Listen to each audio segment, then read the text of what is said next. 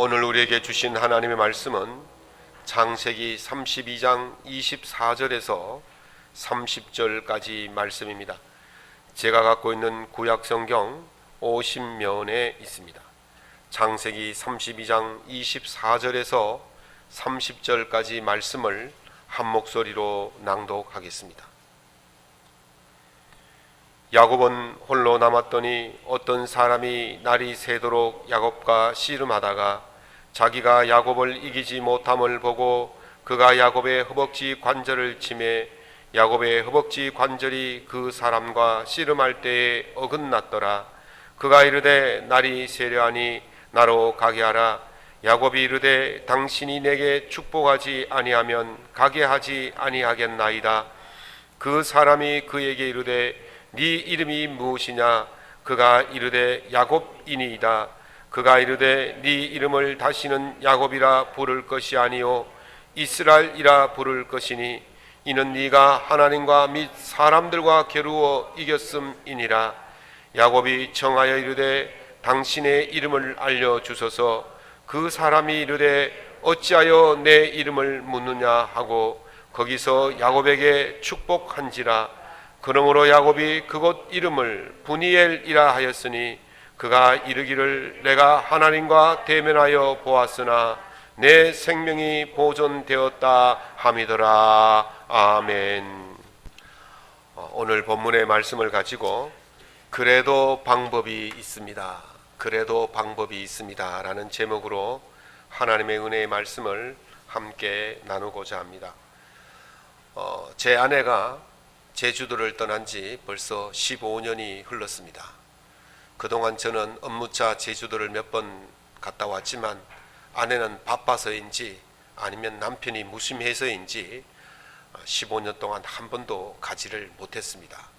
그래서 지난 연초에 제주도에 가자 그렇게 하고 연초에 이제 가을에 가기로 예약을 했습니다.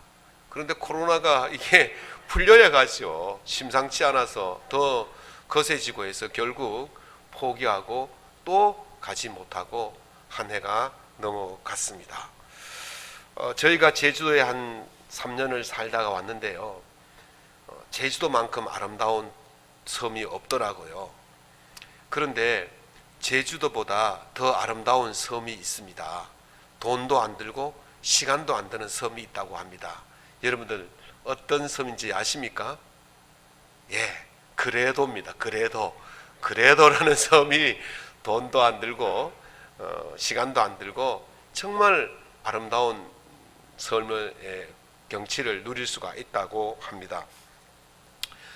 살아온 기적, 살아갈 기적이란 책을 쓴 장영희 교수는요, 어릴 때 소아마비를 앓았습니다. 그러나 그 소아마비를 딛고 미국 가서 박사학위를 따서 서강대학교 교수로 임직을 해서 학생들을 가르치다가 56세에 척추암과 간암으로 이 세상을 떴습니다. 책 제목이 말해주듯이 그 살아온 삶이 기적이었고 살아있는 그 자체가 기적으로 여기면서 살았던 사람이었습니다. 그의 책을 보면 그가 대학교 2학년 때 미국의 작가인 헨리 제임스의 미국인이라는 책을 읽고 나서 약간 한 소절을 소개해 놓은 구절이 있습니다. 그 구절에 이렇게 되어 있습니다. 한 남자는 나쁜 운명을 깨울까봐 무서워 살금살금 걷기로 했다. 그래서 이 장영희 교수는 그 책을 읽고 이렇게 결심을 했습니다. 나쁜 운명을 깨울까봐 살금살금 걷는다면 좋은 운명도 깨울 수 없지 않은가. 그러므로 나는 나쁜 운명이든지 좋은 운명이든지 모조리 깨워가며 저벅저벅 당당하게 큰 걸음으로 걸으며 살아야겠다. 그렇게 결심을 하고 장애를 가지고도 용감하게 의연하게 열심히 그렇게 살았다고 고백합니다.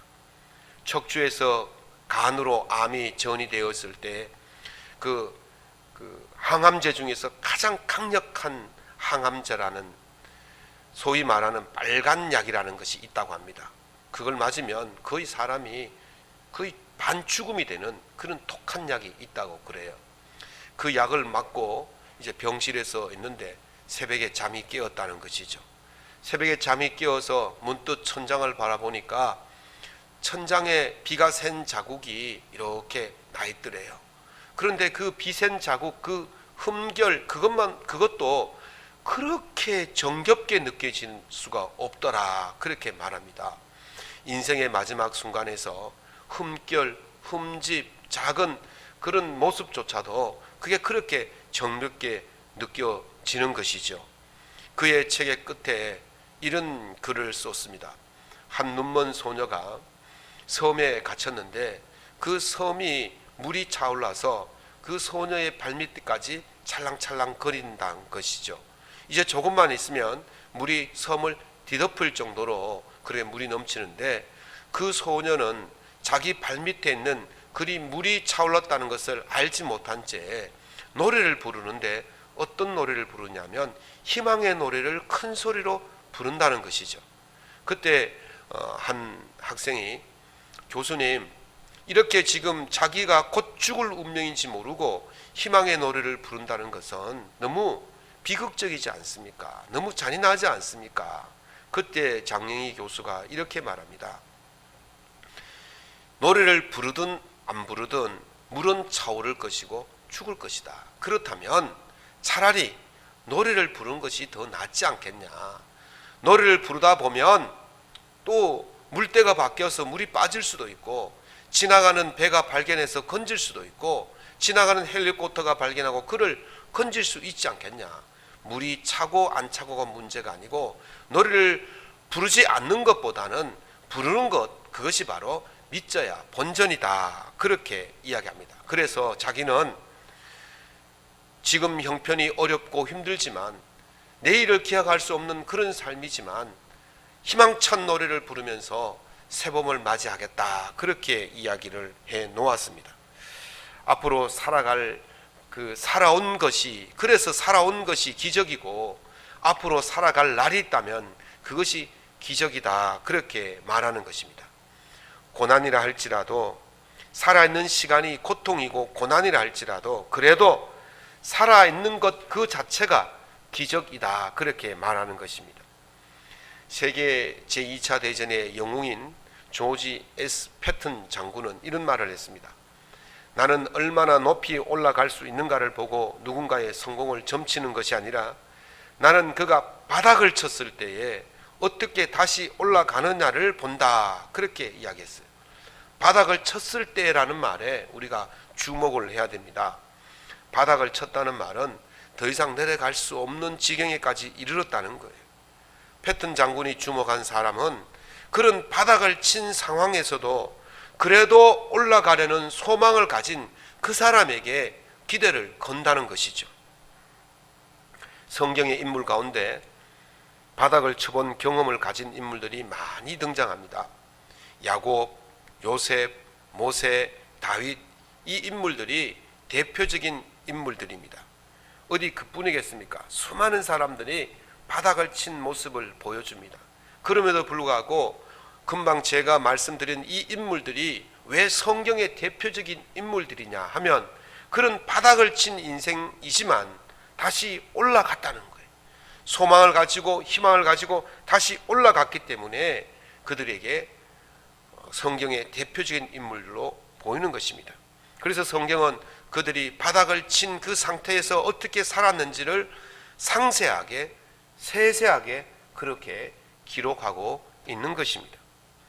야곱은요, 장자의 축복권을 가로채었다는 사실이 들통나면서 밧담 아란 삼촌 나반의 집으로 도망을 가게 되어집니다. 그리고 20년의 삶을 종살이로 그렇게 보냅니다. 어떤 면에서는 이 20년의 세월이 바닥이 아니에요. 왜? 자기가 좋아서 했기 때문에. 누구를 얻기 위해서? 라헬을 얻기 위해서 자기가 좋아서 했기 때문에 그것이 바닥이 될 수가 없다는 것입니다. 그런데 말이죠, 이제 야곱이 집을 떠났을 때는 맨손이었지만 고향으로 돌아올 때는 거부가 되어서 돌아왔습니다. 어떤 면에서는 금이 환향이죠. 금이 환영하면 어떻습니까? 마을 사람들이 현수막을 커다랗게 붙여놓고 축아무개 고향으로 돌아온 것을 환영합니다. 그렇게 하지 않겠습니까? 그런데요, 야곱이 자기가 고향으로 돌아오면서 형에게 사람을 보냈어요. 내가 이제 이렇게 고향으로 돌아갑니다. 그랬더니 형이 어떻게 했습니까? 자기 집에서 훈련시켰던 400명의 군사를 데리고 야곱을 죽이러 달려오고 있었습니다. 자기를 죽이러 오는 그 형의 칼날을 피할 길이 없어요.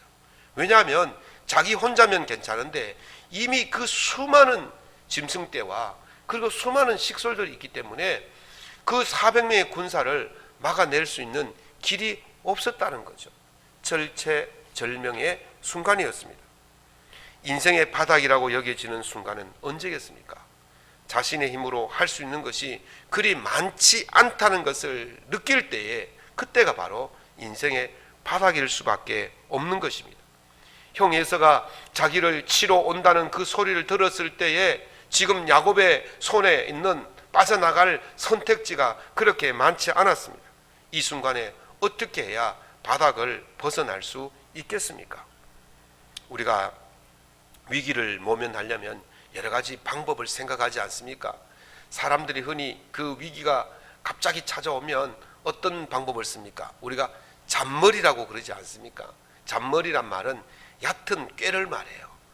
근본적인 문제를 해결하기보다는 그냥 눈앞에 닥친 순간적인 그 위기를 모면하기 위해서 잔머리를 쓰죠. 그래서 야곱이 잔머리를 씁니다. 어떤 잔머리를 쓰느냐? 사람이 가장 위기가 올 때는 도망이 상책이다. 그렇게 하면서 도망가는 방법을 사용하는 것입니다. 야곱이요, 심히 두렵고 떨립니다. 답답하여 자기 식소를 두 떼로 나누고 이렇게 말합니다. 형이 이 떼를 치면 저 떼는 도망가리라. 저 떼를 치면 이 떼를 도망가게 하겠다. 그렇게 해서 두 떼로 나누어서 도망갈 준비를 했다는 것이죠. 위기가 닥쳐오면 사람이 할 수 있는 방법의 중에 하나가 바로 도망입니다. 중국 역사 연대기를 보면 제일 처음 나라가 하나라고, 그 다음에 은나라고, 그 다음에 주나라예요. 그 은나라를 상나라다 그렇게 말하기도 하는데, 어찌됐든 하은주 이렇게 나오는데 은나라를 멸망시킨 나라가 주나라거든요. 주나라를 건국에 혁혁한 공을 세운 사람이 주공이란 사람인데, 공자가 이 주공의 예를 가장 좋아했던 사람이었어요. 그래서 공자가 태어났던 시기가 언제냐면 주나라 시작부터 중간쯤 오면 그때부터 춘추 전국시다라에서 각 나라들이 일어나서 전쟁을 벌일 때에 이 공자가 태어나서 이 예가 무너진 것을 보고 예를 세웠던 그 주공을 가장 좋아했던 것이죠. 어쨌든 간에 이 주나라가 은나라를 멸망시킬 때 은나라의 마지막 왕이 누구냐면 주왕이었어요. 그러니까 주공하고 다른 주왕이 임금이었는데 이 임금이 너무 패역한 거예요. 백성을 돌보지 않고 향락에 빠지고 사치에 빠지고 백성들을 억압하고, 그래서 충신들이 모였어요. 이 일을 어떻게 했으면 좋겠냐. 그랬을 때 미자라는 신하가 이렇게 나라가 멸망의 위기에 빠졌을 때는 도망가는 것이 상책이다. 그렇게 하면서 그 어떤 방법을 보다는 가장 먼저 택한 것이 바로 도망의 방법이었어요. 그래서 도망을 가버렸습니다. 이사야는요, 이스라엘 백성에게 위기가 올 것을 경고하고 하나님께 돌아올 것을 외칩니다. 그때 이스라엘 백성들이 이렇게 말합니다. 이사야 30장 16절에 보면 아니다, 우리가 말 타고 도망하면 된다. 우리가 빠른 짐승을 타고 도망하면 된다. 그렇게 이야기를 한 거예요. 그런데 이사야는 아니다, 너희들이 말 타고 빠른 짐승을 타고 도망해도 위기가 너희들이 타고 도망가는 그 말보다 더 빠르게 닥칠 것이니까 도망가야 소용없다. 그렇게 이야기를 했다는 것이죠. 은나라의 미자는요, 도망을 갔지만 결국 그 나라의 패망을 막을 수가 없었습니다. 위기의 순간에 도망이 상책이 아니라는 것이죠. 예수님께서 잡히시던 날 밤 제자들이 그 전에 이렇게 말했어요. 주님이 어디를 가시든지 우리가 따라가겠습니다. 죽음의 자리까지 우리가 따르겠습니다. 그렇게 큰 소리를 빵빵 쳤지만은 정말 예수님이 잡히실 때에 이 제자들이 어떻게 했습니까? 어떤 제자는요, 옷을 홀딱 벗고 도망갔다 그래요. 얼마나 급했으면요, 그냥 옷을 잡으니까 막 다 벗어제치고 도망을 가고, 베드로는요, 그 요종 앞에서 3번씩이나 시침을 뚝 떼고 예수님을 모른다고 부인하지 않았습니까? 이들이 도망가서 무엇했습니까? 숨었습니다. 숨어서 그들이 할 수 있는 일은 아무것도 없었습니다. 숨어서 들려오는 소리는 자기들의 스승인 예수님이 십자가에 달려 죽었다, 이 소리밖에 들을 수가 없었던 것이죠. 야곱이 형의 칼날을 피해 도망을 갔다면 그에게 들려오는 소식이 무엇이었겠습니까? 한쪽이 다 죽었다, 형의 칼날에 다 전멸했다, 이 소식밖에 들을 수 없었을 것입니다. 도망가는 것은 겨우 목숨을 부지할 수 있을지는 모르지만은 그것은 오래가지 못합니다. 쫓아오는 자가 도망가는 자보다 더 빠르게 다가오기 때문에 도망이 소용이 없다는 거예요. 이미 바닥까지 내려갔습니다. 더 내려가려면 이제 바닥을 파야 돼요. 그런데 바닥을 파려고 보니까 그 바닥이 어떤 바닥이냐? 콘크리트 바닥이에요. 콘크리트 바닥. 더 이상 내려갈 수 없을 만큼 내려갔다는 거예요. 코로나가 위기가 진행된 지 벌써 1년이 지났습니다. 처음에는 방역 당국의 말을 듣고 정부의 권고를 따라서 멈추기도 하고 가기도 하고 제한하기도 하고 그렇게 해서 하여튼 열심히 살아보려고 했지만은 이것이 1년 이상 진행되어지니까 이제 사람들이 살 수가 없게 되어지는 거예요. 생업의 지장이 아니라 생명의 그 위협을 받게 되어진 것이지요. 그래서 막 이제 이쪽 저쪽에서 저항이 일어나기 시작한 것입니다. 더 내려갈 수 없는 그런 바닥까지 지금 내려와 있다는 거예요. 이제 죽을 길밖에 없다는 것을 지금 보여주고 있는 거예요. 여기서 도망간다고 문제가 해결될 수 있는 게 아니에요. 도망간다고 가보았지만은 그 위기를 벗어날 수 없다는 것을 이제 깨닫게 된 것입니다. 위기는 결코 도망으로 해결될 수가 없는 것입니다. 두 번째는 어떤 방법이 있느냐 하면 뇌물로, 선물로 무엇인가를 주어서 해결해 보려는 그런 방법이 있습니다. 야곱은 두 번째 방법으로 에서에게 선물을 보냅니다. 좋은 말이니까 선물이지 사실 뇌물이에요. 소, 양, 염소, 낙타 이렇게 합쳐서 550마리의 그 짐승들을 형에게 셋대로 나누어서 보냈던 것입니다.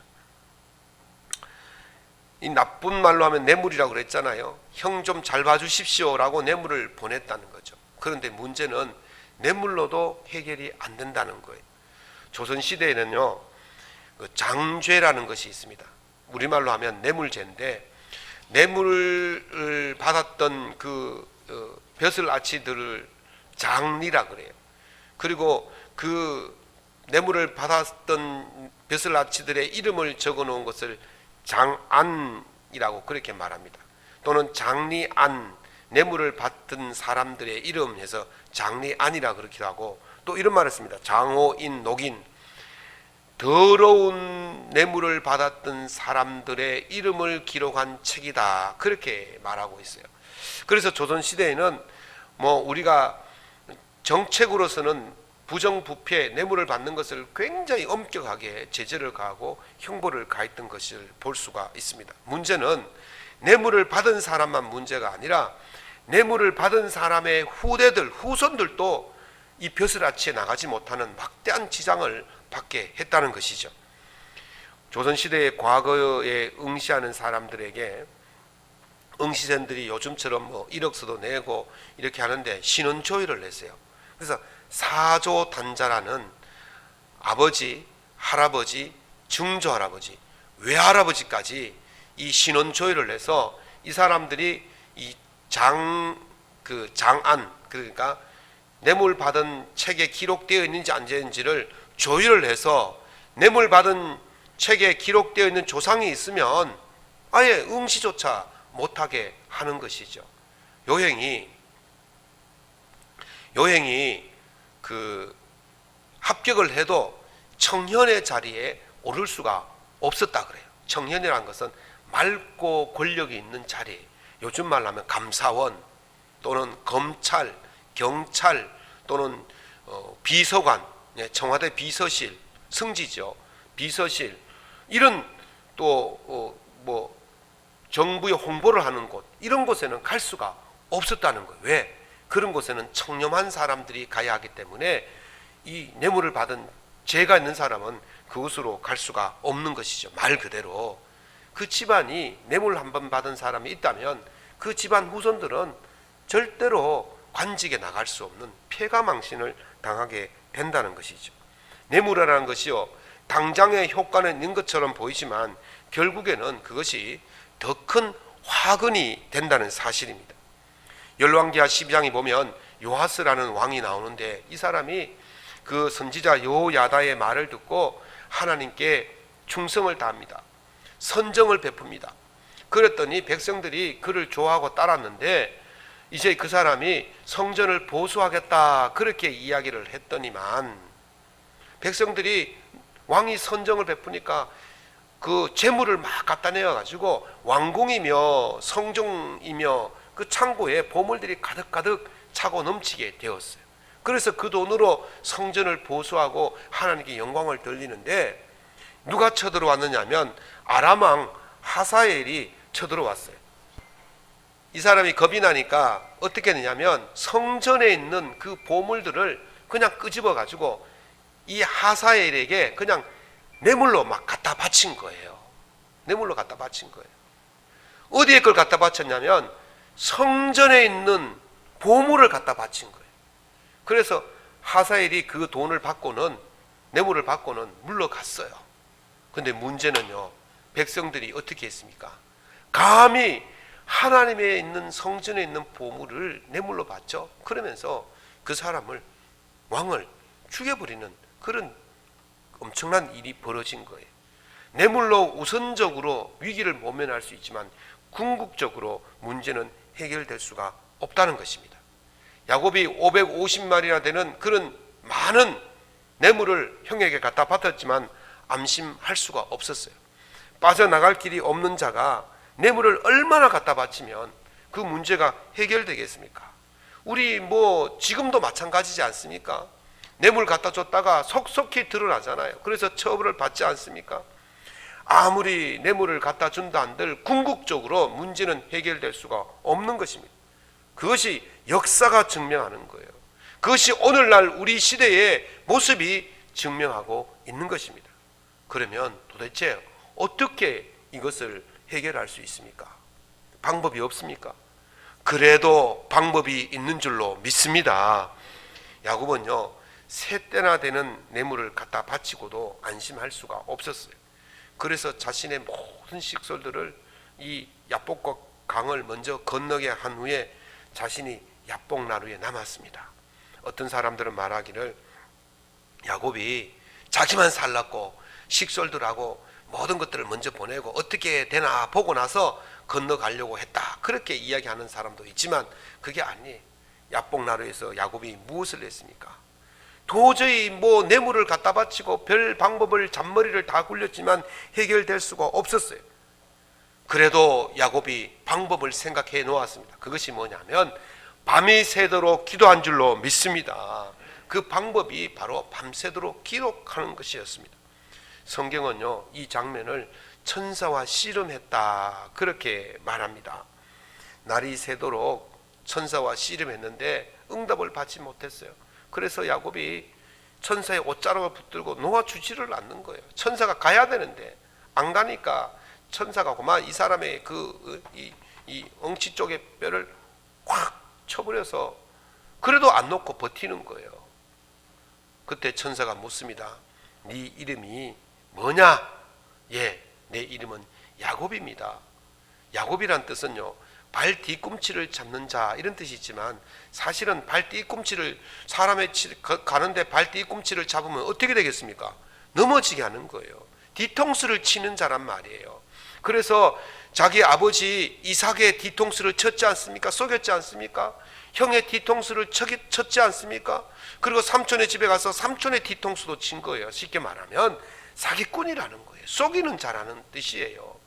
그럴 때 천사가 이제 너를 야곱이라 하지 말고 이스라엘이라 해라, 그렇게 이름을 바꾸어집니다. 왜 그러느냐, 왜 그 이름을 바꾸어졌냐, 그 28절에 보면 설명이 나옵니다. 네가 하나님과 및 사람들과 겨루어 이겼음이니라. 사람이 어떻게 하나님과 싸워서 이길 수가 있겠습니까? 그런데 이 뜻을 원문을 보면 좀 더 자세히 알 수가 있어요. 이스라엘이란 단어는요, 사라라는 단어와 엘이라는 단어의 합성어예요. 그래서 이스라엘이 되는데, 사라라는 뜻은 겨루다, 싸우다 이런 뜻이 있어요. 그리고 엘이란 뜻은 여호와 하나님을 지칭하는 말이 엘이에요. 그래서 합치면 하나님이 겨루다 이 말이 되는 거예요. 하나님과 겨루다가 아니고 하나님이 겨루다. 그래서 이 야곱이 하나님과 한편이 되어서 다른 사람과 겨루어서 이겼다, 이런 뜻이 되는 거예요. 다시 말하면 하나님과 한편이 되었다는 거예요. 이제 이 천사가 야곱에게 이스라엘이라 하라, 이 말은 이제 네가 하나님과 한편이 되었다, 이 말을 지금 하고 있는 것입니다. 지금 야곱의 형편이 답답합니다. 두렵습니다. 야곱 혼자로서는 도저히 이 바닥 인생, 이 위기를 헤쳐나갈 수가 없습니다. 잔머리를 굴려보았지만 그것이 답이 아니었습니다. 그래서 야곱은 야복나루에서 밤이 새도록 하나님을 붙들고 기도했지 않습니까? 이렇게 말하지 않습니까? 당신이 내게 축복하여 주기 전에는 내가 당신을 놓지 않겠습니다. 이게 기도인 거예요. 답답하고 두려운 바닥 인생일 때 무엇을 해야 되는지를 잘 보여주고 있습니다. 답답하고 두려운 바닥 인생일 때는 바로 기도가 문제의 해결인 줄로 믿습니다. 하나님을 내 편으로 끌어들이는 것, 그게 바로 기도예요. 우리가 하나님의 내 편으로 만들 수 있는 유일한 방법이 바로 기도예요. 기도는요, 하나님께서 우리에게 주신 강력한 아이디 카드예요. 아이덴티 카드, 정체성, 신분증명서란 말이에요. 신분증명, 네가 누구인지를 알려주는 신분증명서예요. 이사야 43장 1절에 이렇게 말씀하십니다. 야곱아, 너를 창조하신 여호와께서 지금 말씀하시느니라.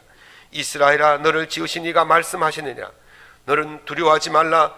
내가 너를 구속하였고 내가 너를 지명하여 불렀나니 너는 내 것이라. 아멘. 하나님께서 이미 우리 편이 되어 주신다는 거예요. 아니, 이미 하나님께서 우리 편이신 거예요. 그런데 우리가 우리의 잔머리로 위기를 극복하려고 한다고 해서 문제가 해결되어지는 것이 아닙니다. 그래서 이미 하나님이 내 편이 되어 주셨기 때문에 그 내 편이신 그 하나님께서 내게 주신 그 아이디 카드, 정체성 카드, 신분증 카드를 하나님께 내미는 것이 바로 기도인 것입니다. 사랑하는 성도 여러분, 기도는 위기를 극복할 수 있는 가장 좋은 카드인 줄로 믿으시기 바랍니다. 우리가 인생이 이 바닥을 치고 있는 이 인생에 우리가 벗어날 수 있는 길은 바로 하나님께 붙들림 바 되어지고, 붙들림 바 된 그것을 증명하는 방법으로 하나님께 기도하여서 이 바닥 인생 위기를 헤쳐나갈 수 있기를 예수님 이름으로 축원합니다. 말씀을 맺겠습니다. 헤로도토스가 쓴 역사라는 책에 보면 요한계시록에 나오는 7교회 중에 4대 교회의 모습이 거기도 나와요. 4대 성이죠. 그때는 교회가 없었으니까. 4대 성은 난공불락의 요새였습니다. 아무도 그 성을 쳐들어와서 점령한 예가 없었어요. 그때에 페르시아 바사, 성경에는 바사라 그러죠. 페르시아 키루스, 성경에는 고레스 왕이죠. 그리고 바사 고레스 왕이 이 4대 성을 치러 왔어요. 14일 동안 아무리 공격을 해도 끄떡이 없는 거예요. 도저히 넘어뜨릴 수가 없어요. 점령할 수가 없어요. 앞에는 두꺼운 성벽이고 뒤편에는 깎아지르듯한 절벽이기 때문에 그쪽으로는 올라갈 수가 없어요. 그때 이 고레스가 저 성에 제일 먼저 올라가는 사람에게는 가장 큰 상을 주겠다, 그렇게 선포를 했어요. 그래서 많은 이제 군사들이 그 성벽을 오르기를 시도했지만 다 실패했어요. 이 4대 성의 성주이자 왕인 멜레스는요, 이 성이 난공불락이기 때문에 어떻게 했느냐면요, 보초를 안 세우는 거예요. 보초를 안 세워요. 너무 난공불락이니까 앞에만 몇 명 세우고 뒤 절벽에는 아무도 못 올라오니까 뒤쪽 절벽에는 보초를 세우지 않았어요.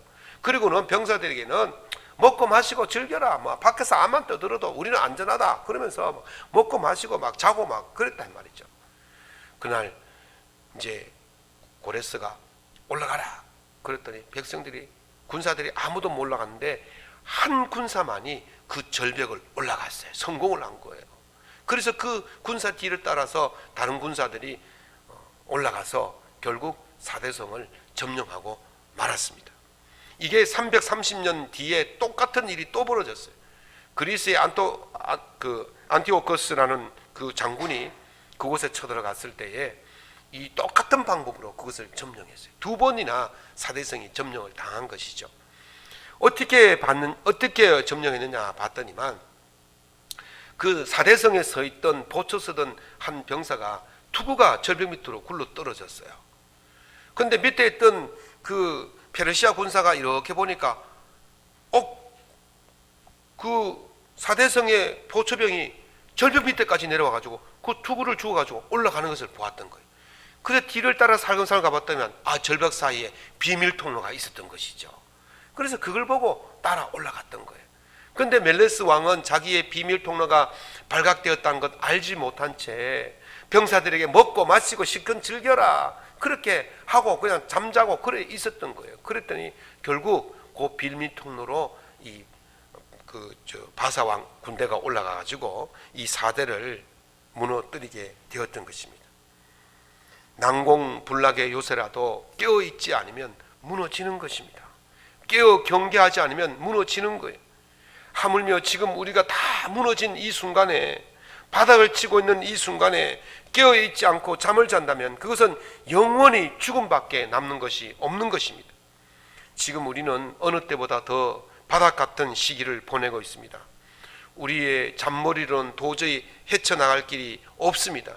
그때 우리의 도움이 누구이겠습니까? 하나님이신 줄로 믿습니다.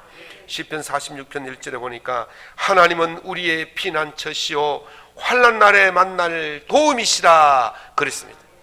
환난 날에 만날 도움, 하나님만이 우리의 모든 문제를 해결해 주시는 환난 날에 만날 도움이신 것입니다.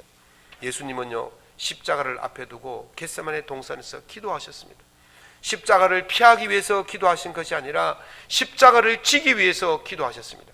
그렇게 간절히 기도할 때에 천사가 와서 도왔다 그랬어요. 천사가 와서 돕고 하나님이 도우시니까 그 십자가를 능히 지고 갈 수가 있었던 것입니다. 우리가 위기가 왔을 때 정면 돌파해야 됩니다. 무엇으로? 기도로 정면 돌파해야 될 줄로 믿습니다. 시편 기자는 이렇게 고백합니다. 시편 118편 5절에 내가 고통 중에 여호와께 부르짖었더니 여호와께서 응답하시고 나를 광활한 곳에 세우셨도다. 아멘. 하나님은요, 부르짖는 자의 기도를 결코 외면하지 않습니다. 하나님은 부르짖는 자를 결코 이기지 아니하십니다. 하나님께서 힘이 없어 져 주시는 것이 아니라 하나님의 백성, 하나님의 자녀, 하나님의 아들이 부르짖기 때문에 하나님은 져 주시는 거예요. 그 기도에 응답하시는 거예요. 하나님을 이기는 유일한 방법은 하나님의 자녀의 정체성을 가지고 하나님께 부르짖고 기도하는 길인 줄로 믿습니다. 우리에게 모든 방법이 없어요. 우리의 머리로 해결할 수가 없어요. 그래도 방법이 있습니다. 그 방법은 하나님께 기도하는 것인 줄로 믿습니다. 우리가 지금 바닥에 떨어졌다 할지라도 우리가 하나님께 기도하는 이 사람에게 하나님께서 그 사람을 다시 일으켜 세우실 줄로 믿습니다. 이 위기 순간에 기도하심으로 이 바닥을 차고 올라가시는 우리 모든 성도들 될 수 있기를 예수님의 이름으로 축원합니다.